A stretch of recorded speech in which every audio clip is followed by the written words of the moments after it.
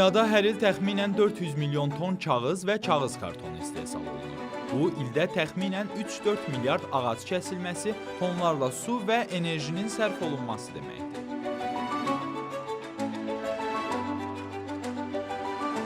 Kağız istehsalı ətraf mühitə çox ziyan vuran bir istehsaldır. 1 ton kağızın istehsalı üçün 17-20 ağacın qırılması lazım gəlir. Üstəlik, bu kağızın istehsalı üçün 20-30 min ton su istifadə olunur.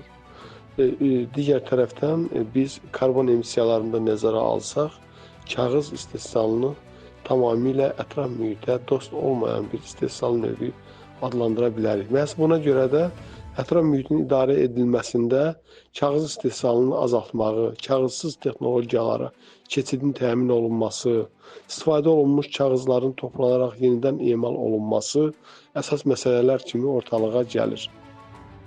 Sözsüz ki, kağız geniş istifadə sahələri olan materiallardan biridir. Belə olanda isə istehsalı da zəruridir.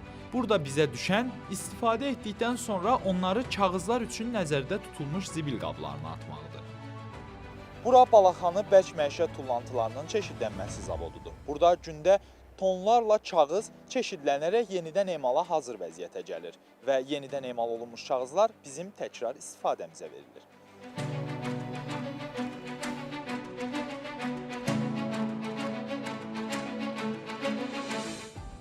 Təmiz Şəhər Açıq Səhmdar Cəmiyyətinin təsərrüfat sahələrindən biri olan Balaxanı Bərk Məişət tullantılarının çeşidlənməsi zavodunda plastik, metal, şüşə, eyni zamanda kağız tullantıları çeşidlənərək təkrar emala cəlb olunur.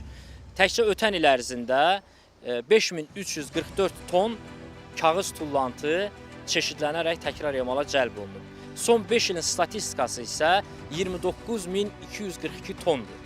Siz təsəvvür eləyin, 1 ton kağızı əgər biz təkrar emala cəlb ediriksə, 26500 litr suya qənaət etmiş oluruq, eyni zamanda 17 ağacın kəsilməsinin qarşısını alırıq.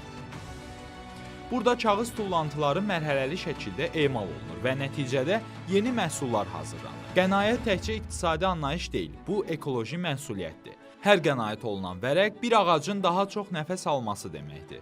Kağıza qənaət etmək təbiətə, gələcəyə və öz nəfəsimizə qənaət etməkdir.